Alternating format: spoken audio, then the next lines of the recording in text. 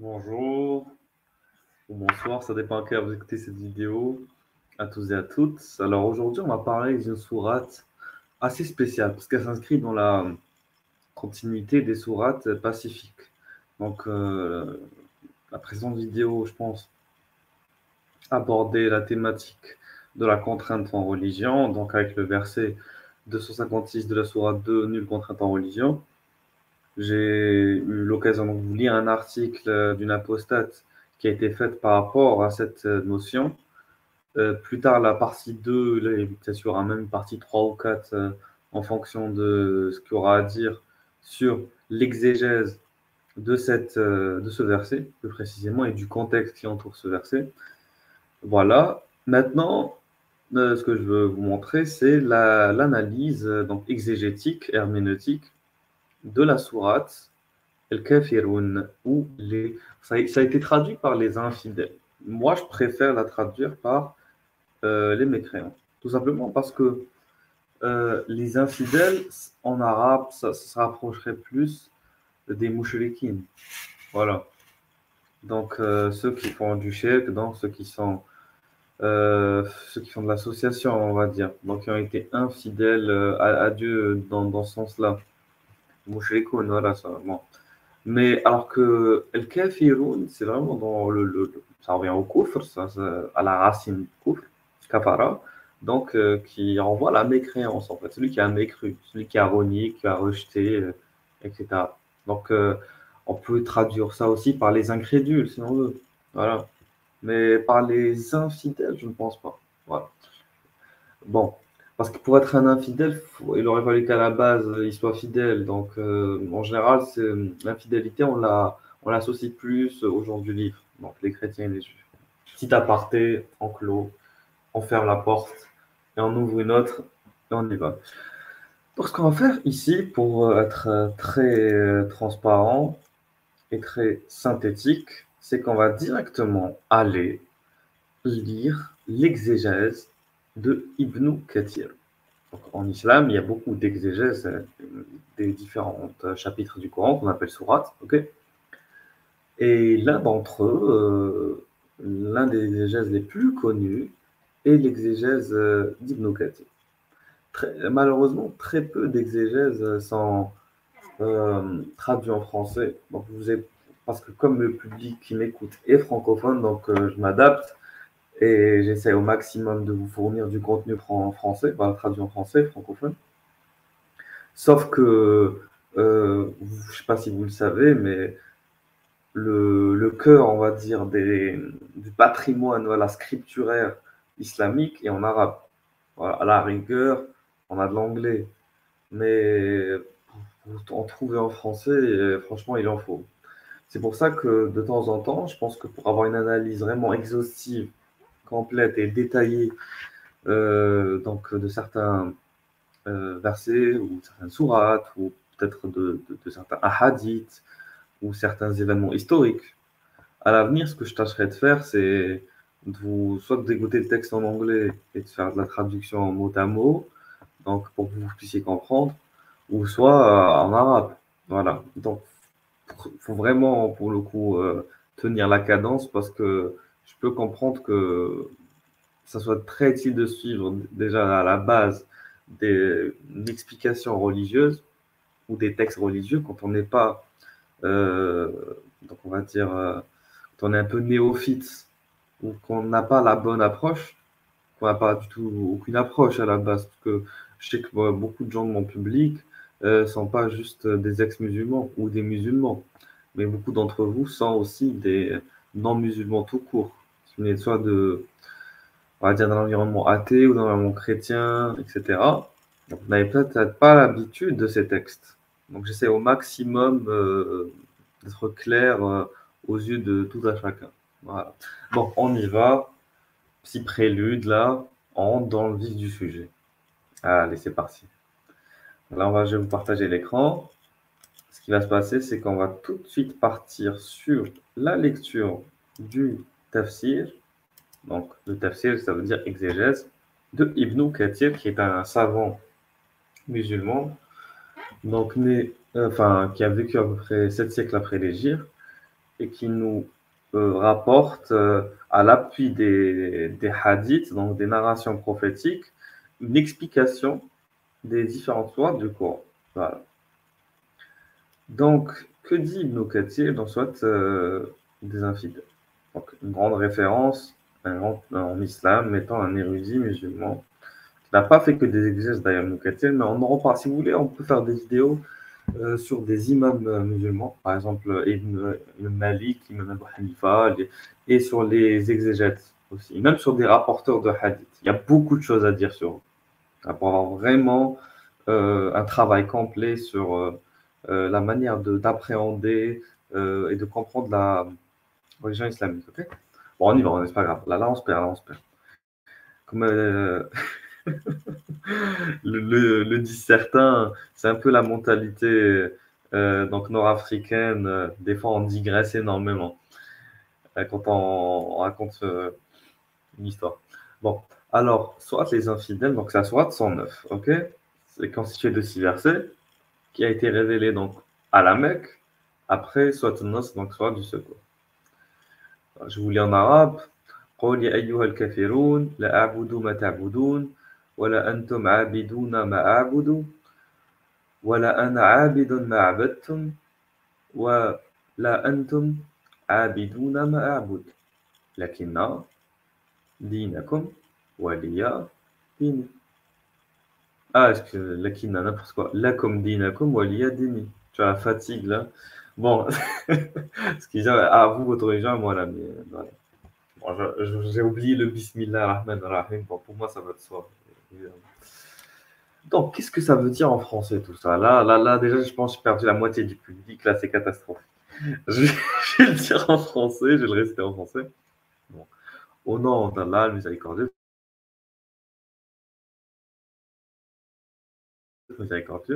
ça c'est clair. Infidèle, je n'adorais point ce que vous adorez, pas plus que vous n'adorez ce que j'adore, et je n'ai jamais adoré ce que vous adorez, et vous n'avez jamais adoré ce que j'adore. Donc, à vous, votre religion, et à moi, la mienne. Bon, j'ai rajouté quelques conjonctions, mais le tout du message est clair. Donc, Al-Harith ben Jabla, c'est un rapporteur de hadith, donc c'est un compagnon qui rapporte du prophète. Il lui dit, j'ai demandé au messager de Dieu, apprends-moi quelque chose avant de dormir. Qui me répondit, quand tu vas au lit, quand tu vas te mettre au lit, récite, dis ô les infidèles, donc ô infidèles, car elle est une immunité contre le polythéisme. Donc c'est rapporté par Ahmed, l'un des 4 grands imams sunnites. Il faut suivre un peu, et on en reparlera. De toute façon, il faut vraiment faire des vidéos introductives sur la plupart des notions et des concepts islamiques à retenir. Donc on fera une vidéo sur les sunnites, et donc sur leurs imams, forcément. Donc bon, alors ce qui va se passer, c'est quoi? C'est que là, pour reprendre sur la narration donc rapportée par ce Ben Jabla, donc ce Al-Harith Ben Jabla, c'est qu'il voulait aller dormir, mais donc avant de dormir, c'est bien d'invoquer Dieu. Et donc forcément, naturellement, il va chez le prophète, il lui dit, je dois apprendre quoi avant de dormir? Je dois rester quoi avant de dormir? Ensuite, il lui dit, récite ô les infidèles. Imaginez, parce que c'est une immunité contre le polythéisme. Un peu comme, vous connaissez le côté superstitieux. Si tu dis 3 fois telle phrase, tu vas te protéger contre la mort, tu vas te protéger contre la maladie, tu vas te protéger contre le mauvais sort. Ben, c'est un peu pareil. Si tu récites 3 fois une sourate, tu vas te protéger contre le polythéisme.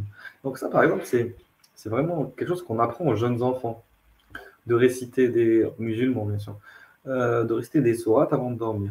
Ok, non seulement de renouveler la shahada, voilà, ashhadu an la ilaha illallah, ashhadu anna Muhammadan rasulullah, voilà, mais aussi de la shahada, donc on connaît, c'est l'attestation de foi pour les francophones. Et du coup, voilà, et de réciter quelques sourates. Et ces sourates-là ont un effet en quelque sorte magique. Bon, les musulmans vont me dire, c'est pas de la magie, c'est Allah. Mais au final, c'est ça. C'est comme si je prêtais un pouvoir magique à la sourate, au final. Parce que techniquement, si c'est Allah qui voudrait me protéger contre le poétisme, j'ai même pas besoin de réciter la sourate. Il le fait directement. Donc là, c'est comme si j'avais besoin d'activer un levier mécanique pour avoir. C'est comme si là, je suis en train d'appuyer sur un bouton de cafetière pour obtenir un café. Là, c'est la même chose. Je dois réciter la sourate pour que Dieu me protège en retour. Ou je dois frotter la petite lampe d'Aladin, ok, pour que le génie exauce mon vœu. Ben là, c'est pareil. Je récite la sourate pour que ça t'immunise contre le polythéisme. Mais il y a enfin, il y a une autre approche aussi analytique qu'on peut apporter à ce verset, enfin, pas ce verset, n'importe quoi, euh, à ce, à ce hadith, donc à cette narration. Vous savez laquelle? Très simplement. C'est que un enfant musulman, imaginez, donc dont les parents donc l'incitent à réciter cette sourate, avant de dormir, regardez ce qu'il doit dire. Imaginez, vous êtes un enfant, vous avez 7, 6 ans, je sais pas, et votre parent, il vous dit, avant de réciter, avant de dormir, c'est bien de réciter cette sourate. Il imagine, chaque nuit, il dit ça. Ô infidèle, je n'adorerai point ce que vous adorez, pas plus que vous n'adorez ce que j'adore. Je n'ai jamais adoré ce que vous adorez, et vous n'avez jamais adoré ce que j'adore. À vous votre religion, à moi la mienne. Vous comprenez maintenant la problématique ou pas? Cette sourate-là, quand on la lit, et c'est ce que je vais développer après avec le reste de l'exégèse, c'est une sourate qui pousse au séparatisme, qui pousse au communautarisme, et qui pousse au sectarisme et au rejet de l'autre et à l'intolérance. Cette sourate est totalement l'inverse de ce que les prédicateurs musulmans nous font croire dans son fond. C'est un message rempli de haine. Parce que ce qu'il faut comprendre, c'est que ce message-là ne s'inscrit pas du tout dans une acceptation de l'autre, mais dans un rejet de l'autre. Et c'est ce qu'on va voir par la suite. Donc là, un enfant, il va grandir avec ça en tête, en fait. Un enfant musulman, il va grandir avec la haine du mécréant, le rejet du mécréant. C'est-à-dire que nous, les musulmans, on est un groupe à part, et vous, les musulmans, vous êtes un groupe à part. Il n'y a pas de lien entre nous. On ne se mélange pas. On n'est pas pareil. Et chacun son monde, chacun sa vie, chacun sa vision du monde. Et il n'y a pas d'intersection entre les deux. Il n'y a pas moyen de raccorder les choses. OK? C'est comme ça qu'il faut le comprendre. Et je vais me justifier en lisant le reste, OK? On y va. Alors, cette sourate constitue un désaveu. Un désaveu. Donc, de ce que font les idolâtres où qu'ils se trouvent. Donc ça, c'est clair. Là, juste avec cette phrase, tout ce que j'ai dit précédemment a été validé. Bien sûr, évidemment, elle a été adressée en particulier au Quraysh. C'est sûr, il y a un contexte de révélation et il y a un contexte d'application. C'est-à-dire qu'elle a été révélée aux Qurayshites. Donc, les Qurayshites, c'est comme si on disait les Parisiens, tu vois, c'est la même chose. Donc, c'est les gens, c'est les habitants de Quraysh. Donc, qui appartient à la tribu de Quraysh. Cette tribu de Quraysh, qui était une tribu qui se trouvait à la Mecque. Donc, à la Mecque, il y a les Mécois. Et parmi les Mécois, il y a les Qurayshites, donc cette tribu de Quraysh, qui dominait à la Mecque, qui s'imposait à la Mecque. Okay, donc, vous êtes parti d'ailleurs Momo, donc Mohammed. Ce qui se passe, c'est que donc, elle a été adressée aux Qurayshites, qui avaient appelé le messager de Dieu à l'adoration des idoles. Donc, on lui a dit, écoute, Mohammed, viens avec nous adorer les idoles pendant une année. En fait, il voulait faire un compromis avec lui, c'est tout simplement. C'est comme en France avec le compromis républicain, c'est comme avec le pacte républicain de Macron.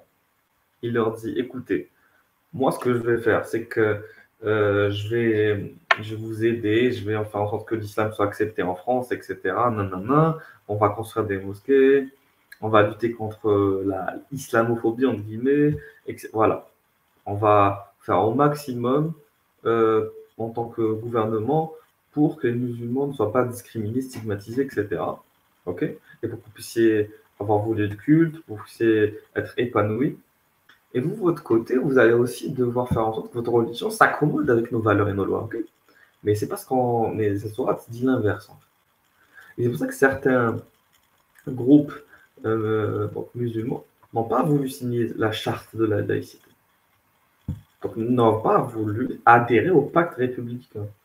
Et Pourquoi? Vous allez me dire pourquoi est-ce qu'ils n'ont pas voulu? Par simple sectarisme? Par simple extrémisme, fondamentalisme, intégrisme? Mais non, mais non, mais non, mais non. Il faut revenir au texte. Voilà ce que dit le texte. Je vais le mettre en bleu là. Vous voyez bien, j'ai même zoomé. Voilà, j'ai zoomé un peu plus. J'avoue que là, ça va mieux voir. Voilà, super. Regardez. Donc cette sourate, comme je l'ai dit, contient des aveux. Et voilà. Et donc ils ont proposé un deal. Ils ont, donc les Qurayshites, donc les habitants de la Mecque, dans donc, la tribu de Quraysh qui habitait à la Mecque, ont proposé à Momo, donc Mohammed, d'adorer des idoles une année, et eux d'adorer son Seigneur l'année suivante. Voilà, ça me paraît être un bon compromis, c'est équitable. Donc eux, ils font l'effort d'adorer son Dieu pendant un an, et lui, il fait l'effort d'adorer leur Dieu pendant un an. Ok? Ça me semble équitable, honnêtement, ça me semble équitable. Mais, mais non. Dieu lui remet cette sourate, on lui ordonne de se désavouer complètement du culte des polythéistes. En gros, si on entend paradigme islamique, c'est du sans pitié. Voilà, c'est du sans pitié. Donc là, il n'y a pas de partage, il n'y a rien. Et on aurait pu se dire que, étant donné qu'ils sont chez eux, ok, et que c'est lui qui veut imposer donc sa croyance, ça paraît être un très bon compromis dans un premier temps. Mais il n'a même pas voulu faire ça en fait. Il leur a dit non, je m'en fous complètement de vos dieux, de vos règles, de vos lois, de votre conception de la politique. C'est ça que ça veut dire en vérité. Parce qu'en rejetant leur dieu, ils rejettent leur vision du monde, leur paradigme moral, politique, économique et social. C'est ça qu'il faut comprendre, c'est comme en France. Donc, je n'adorerai pas ce que vous adorez comme idole et bien adressée. Pas plus que vous n'adorez ce que j'adore, qui est Dieu unique, qui n'a pas d'associé. Donc là, ce qu'il faut comprendre, c'est comme un musulman, par exemple, qui est fondamentaliste, qui est attaché dans le texte, à la doctrine. Par exemple, les salafistes sont des musulmans fondamentalistes, mais les sunnites en général, qui connaissent leur texte, sont des musulmans fondamentalistes, et les chiites aussi. Voilà. Tout musulman qui intègre à sa doctrine, qui intègre à ses fondements, donc on appelle les fondamentalistes, qui n'essayent pas donc de sortir de leur orthodoxie pour entrer dans une hétérodoxie. Donc, comprendre le verset de cette manière-là, ok? Ils te disent quoi? Ils te disent, nous, la République, on la considère comme un système, ok, qui n'est pas islamique, qui est anti-islamique. C'est un système idolâtre. Vous allez me dire, c'est quoi? C'est qui les idoles dans la République? Tout simplement, les idoles, ce sont des valeurs, en fait. Parce qu'il faut comprendre un truc, c'est que, comment dire, on peut, en islam, accepter le fait que tout ce qui est fabriqué par l'homme est une idole. Donc, si c'est les hommes qui ont érigé on va dire, en valeur des principes dits qu'on considère comme sacrés, par exemple liberté, fraternité, égalité, laïcité, on peut considérer ça d'un point de vue islamique comme une idole. C'est faisable. Et ça a été fait, par exemple, par les frères musulmans, qui actuellement considèrent que les valeurs républicaines sont-elles des idoles. Ok? Voilà. Et donc là, dans cette sourate, on voit clairement un désaveu, un rejet, un reniement, voilà, de ces valeurs-là. Et de tout le système qui va avec, bien sûr, voilà. Donc, ce qui se considère comme des idoles. Pas plus que vous n'adorez ce que j'adore, qui est Dieu unique, qui n'a pas d'associé, je n'ai jamais adoré ce que vous adorez, voilà. Donc, vous n'avez jamais adoré ce que j'adore, bien sûr. C'est-à-dire que, en fait, pour l'islam, tant que tous les Français ne sont pas convertis à l'islam, par exemple, ou tant que tous les Belges, ou tant que tous les Suisses, ou tant que tous les Espagnols, en tout cas, tant que tous les mécréants, dans un coin donné, dans un endroit donné, dans un territoire donné, n'ont pas adhéré à l'islam, ben ils sont contre l'islam. Voilà, tout simplement. Soit tu es pour, soit tu es contre. C'est très binaire. C'est la sourate du séparatisme et de la binarité. Voilà. Faut être concret, en fait. C'est binaire. C'est eux contre nous. C'est nous contre eux. Il n'y a pas de juste milieu. Il n'y a pas de point de concorde. Il n'y a pas de point de ralliement. OK? Il n'y a pas de trêve. Il n'y a pas de zone neutre, en fait. C'est soit eux, soit nous. Ok? Soit la mécréance, soit la croyance. Et c'est comme ça qu'il faut comprendre les versets. Ensuite, votre culte, je ne le pratiquerai plus et je le désavoue, car je n'adore que Dieu comme il se doit, en suivant ce qu'il m'a ordonné de faire en vue d'obtenir sa satisfaction et d'être agréé de lui. Quant à vous, pour incrédule, vous ne suivez du tout les enseignements de Dieu et ses lois.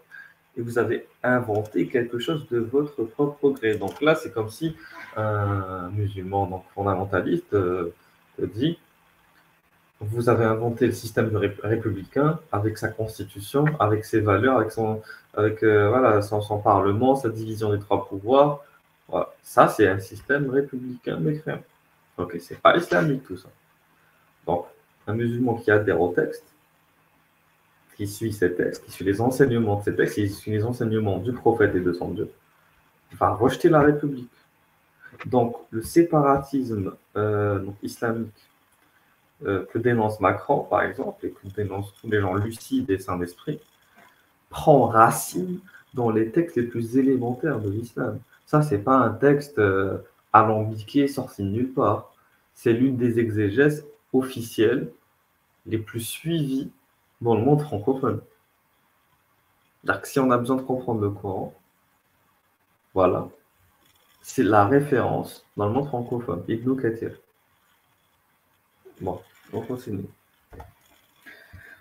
Quant à vous, aux crédules, vous ne suivez pas les enseignements de Dieu et ses lois, voilà. C'est-à-dire qu'il y a les lois républicaines d'un côté, il y a les lois de la charia, donc les lois de la charia, donc d'Allah d'un côté. Ok. Donc là, il y a une dénonciation de ça d'ailleurs.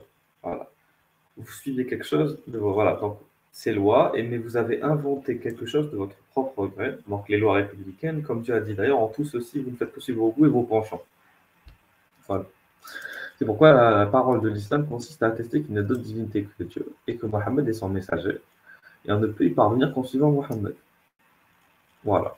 Donc un musulman, il doit, dans le paradigme islamique, il est obligé de considérer que la République donc, est une idéologie anti-islamique, parce que tout ce qui n'est pas musulman islamique est anti-islamique, par essence, c'est ce qu'on comprend ici. Ce qui ne vient pas d'Allah est contre Allah. Et donc, du coup, il doit se désavouer de ce système républicain qui comporte des idoles. Donc, les idoles sont les valeurs républicaines. Okay. Et du coup, bon, il faut revenir à l'islam, et uniquement à l'islam, et ne suivre que des enseignements musulmans islamiques. C'est tout. Donc, à vous, donc c'est un autre verset, à vous, votre religion, à moi, la mienne. C'est très simple. Ce verset, ça c'est le dernier verset, ok, c'est le 6e. Il est clair. Il est sans ambiguïté celui-là. Sauf que, et c'est là où va arriver la douille. Et là, la douille, il faut vraiment être. Il faut savoir chercher, il faut être un Sherlock comme ça pour la comprendre.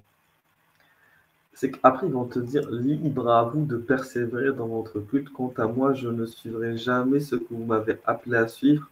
Dans ce qui me reste à vivre, pas plus que vous n'adorez ce que j'adore. Souvenez-vous bien de ça. C'est écrit libre à vous ici. Libre à vous. Donc, les linguistes arabes ont précisé que les linguistes arabes ont précisé que ceci constitue une affirmation, tout comme Dieu affirme que le bonheur est proche du malheur. Ok. Et voilà 3 interprétations à ce sujet. Donc la première est celle que nous venons de dire. La deuxième est celle de Bukhari et d'autres exégèses qui ont précisé que les premiers versets se rapportent à un fait déjà passé, dans le sens suivant. Bon, là, c'est par rapport au temps. Donc, il parle de l'adoration dans le futur, dans le passé, donc on s'en fout. La troisième est une affirmation catégorique que aucun ne suive le culte de l'autre. Voilà.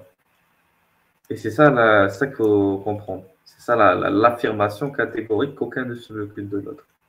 C'est-à-dire que un musulman donc français, voilà, qui adhère au texte, qui revient au texte, qui revient au fondement. Donc, je ne parle pas du musulman qui connaît rien à sa doctrine, je parle du musulman qui connaît sa doctrine, ou qui en est minimum conscience, bien sûr, okay, à qui l'on a enseigné sa doctrine, en tout cas. Lui, donc, qui s'inscrit dans le séparatisme. Voilà. Donc, je ne généralise pas et je ne globalise pas. Là, je parle vraiment de l'esprit islamique. Tu as des musulmans qui ne s'inscrivent pas dans cet esprit islamique, qui ne sont pas l'incarnation voilà, de la doctrine islamique, bien qu'ils s'en croient en être, c'est une autre question. Là, je vous parle vraiment de ceux qui suivent les textes. Donc, les musulmans qui s'inscrivent dans ce suivi textuel, c'est ça qu'ils doivent comprendre. Cette, euh, c'est cette interprétation-là. L'affirmation catégorique qu'aucun ne suive le culte de l'autre. Donc, il y a le culte républicain. C'est comme dans le débat Zemmour-Mélenchon. Et Mélenchon, à un moment donné, il a parlé de religion républicaine. Il n'a pas tort, parce que d'un point de vue islamique, c'est comme ça qu'ils le comprennent. Ils voient la République comme une religion, avec des cérémonies, avec des cultes, avec des valeurs idolâtres, voilà. Avec tout un système qui est anti-religion islamique. Ok. Donc voilà, pour reprendre, pour bientôt finir, donc il y a le culte islamique, avec tout ce que ça implique, le suivi des lois, etc. Et il y a le culte républicain, avec tout ce que ça implique, le suivi des lois, etc. Donc il y a une constitution islamique et une constitution républicaine, française. Voilà. Donc, et chacun reste à sa place, en fait. Donc cette sourate, ce que moi je renomme la sourate du séparatisme, la sourate, donc, j'ose le dire pré-djihadiste, parce que c'est avec cette sourate-là que tu rentres dans le djihadisme. Je suis désolé, cette sourate-là, si tu la lis avec l'exégèse officielle, donc orthodoxe, sunnite, je suis désolé, tu ne peux que par la suite, si tu persévères dans cette voie-là, t'inscrire dans un système donc séparatiste et au final potentiellement être amené, je mesure mes mots, à rentrer dans une action djihadiste. Voilà. Djihadiste qui veut dire donc armé. Voilà, pour faire simple. Là, je ne parle pas du djihad de nefs, je ne suis pas en train de parler du djihad de l'âme, voilà, du fait de soigner son âme, soigner sa spiritualité, ça c'est une autre chose. Vous savez qu'il y a deux types de djihad, que les musulmans appellent djihad al-akbar, djihad al-asghar, donc le petit djihad, le grand djihad. Moi je parle du djihad qu'on surnomme le petit. Bon, ce sera l'objet d'un débat un de ces jours. En tout cas, du djihad, donc armé. Ok. Donc, cette affirmation-là, catégorique, qu'aucun ne suive le culte de l'autre, insère en tout cas dans l'esprit d'un musulman qui découvre ces textes ou qui décide de se rapproprier ces textes de façon orthodoxe, de façon classique, va l'inciter à aller plus loin dans le rejet du système non musulman dans lequel il vit, voilà, dans lequel il s'inscrit en soi. Voilà. Allez, juste rapidement, du coup, ce qui va se passer, c'est que au début, on a vu quoi ici? On a vu libre à vous, ok, de persévérer dans votre culte, au niveau du dernier verset. Je vais arrêter le partage ici. Je vais revenir là. Je vais vous présenter rapidement, avant de finir, ça. Voilà. Donc, ça, c'est le tafsir en arabe. Ok, ça, c'est l'exégèse, la même que je viens de vous lire. La même, ok. On va ce qui est écrit ici, Ibn Kathir. Ibn Kathir. Pour les arabophones, vous me confirmerez que c'est Ibn Kathir. Donc, Tafsir al-Qur'an al-Azim, Ibn Kathir. Voilà. Ok. Donc, voilà. Donc, pour ceux qui savent lire, c'est la sourate 109, Al-Kafirun. Donc, et là, ce qui se passe, bon, ça c'est le nombre des versets. C'est pour le verset 1, par exemple. Si je tape verset 2, ah oui, excusez-moi, là, je perds un peu mes manettes, les manettes. Voilà. Bon, en tout cas, il n'y a que 2 pages de toute façon pour l'exégèse. Donc, ce qui va se passer, c'est que moi, ce que j'ai tapé, parce que moi, ce que je veux essayer de retrouver, c'est le dernier verset. Parce que c'est à partir de là, souvenez-vous qu'il y avait cette notion de libre à vous. Et il est ici, le dernier verset, il est ici.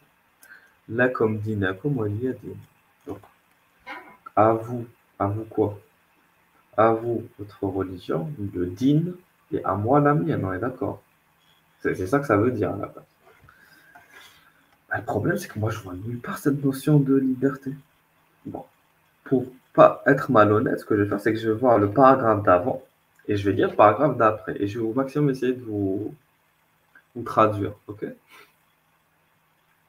Bon, si je sais pas si ça va apparaître, mais je vais même essayer de, de traduire mot à mot en français. Pour vraiment, parce que je peux comprendre, ça rebute certains qui ne savent pas lire l'arabe de le lire. OK?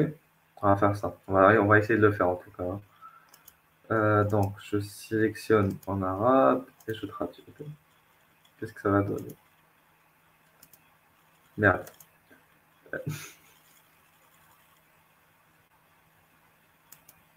Voilà, tac, tac, tac.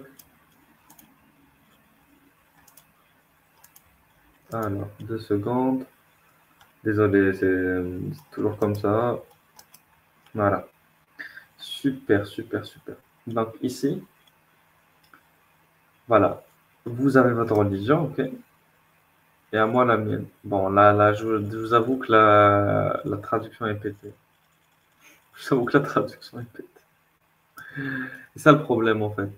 Donc, voilà. Donc, et Al-Bukhari a dit, votre religion est censée être l'infidélité, la religion de l'islam est terminée. Bon, genre, désolé, on va revenir à la base. Désolé, franchement, c'est catastrophique.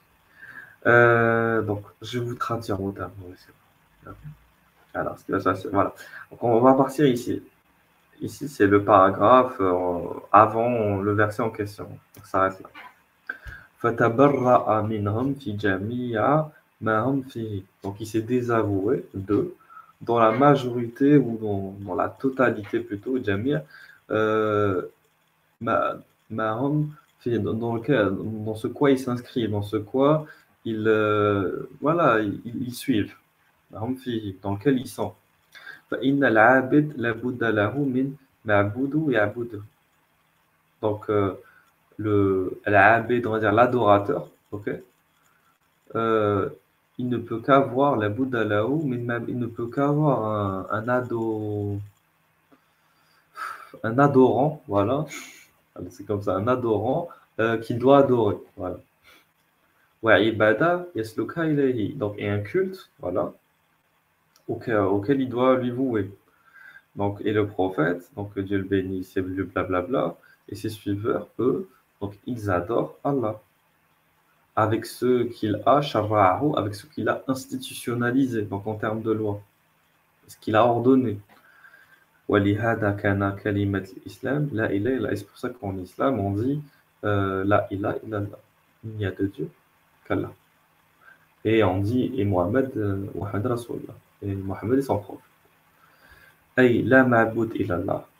Ou on peut dire il n'y a d'adorer, voilà, que Dieu, qu'Allah. Il n'y a pas de chemin vers lui qu'avec ce qui a été révélé, qu'avec ce qui est venu au prophète. Ouais, donc les mushrikoun, donc les mécréants. Ou, bon, ici, il faudrait traduire par les infidèles pour le coup. Ce qui va se passer, c'est que يعبدون غير الله عبادة لم يأذن بها إلى لم يأذن بها Allah. Ok. Donc, et les mécréants, les infidèles, mécréants, c'est pas grave, c'est des synonymes. Donc, adore autre que Dieu, un culte que Dieu n'a pas autorisé. Lam ya'din biha Allah. ولهذا قال لهم الرسول. Et c'est pour ça que le, le, le prophète leur a dit, donc le messager leur a dit, lakum dinakum waliya din. Vous comprenez maintenant? Donc, à vous votre religion, moi la mienne. Et là, il n'y a pas de notion de liberté, je suis désolé. Il n'y a pas de notion de liberté. Là, après, là, on cite un autre verset. Ensuite, après, on cite Bukhari ici. Waqala al-Bukhari. Ok. Là, on cite Bukhari. Donc, Bukhari dit quoi? Waqala Bukhari. Yaqal lakum dinakum al-kufr. Donc, Bukhari, ici, donc, il cite, il dit lakum dinakum. Donc, à vous, votre religion, c'est la mécréance. Et à moi, ma religion, c'est l'islam. Et après, on va vers autre chose. Donc, il n'y a pas de notion de libre à vous. Cette notion de liberté n'existe pas dans l'exégèse en arabe. Donc, il faut arrêter d'ajouter des choses, messieurs les traducteurs, pour faire joli. Il n'y a pas de notion de liberté. Moi, je défie quelqu'un de trouver la notion de liberté. Je vois pas, elle est où la liberté là. Il n'y a pas de notion de liberté. C'est juste qu'en fait, cette sourate s'inscrit dans une sorte de constat, dans une sorte de déclaration d'un état de fait. Donc là, il y a un état de fait, c'est vous avez votre religion, c'est que vous avez votre culte, vous avez votre manière de voir la vie, vous avez votre manière de vous organiser politiquement et socialement, et nous, on a notre manière à nous. Chacun reste à sa place. Chacun reste à sa place, et nous, on ne se soumettra pas à vous. En fait, c'est ça que ça veut dire, c'est que nous, on veut pas être parmi vous. On veut pas faire partie de votre communauté française, là. On partage pas cette valeur de fraternité avec vous. Parce que c'est ça que vous disent les fondamentalistes. On n'est pas comme vous, on ne veut pas être parmi vous, on n'est pas vos frères, on n'est pas vos sœurs. Vous avez votre vision des choses, on a la mienne, et on sera irréconciliable.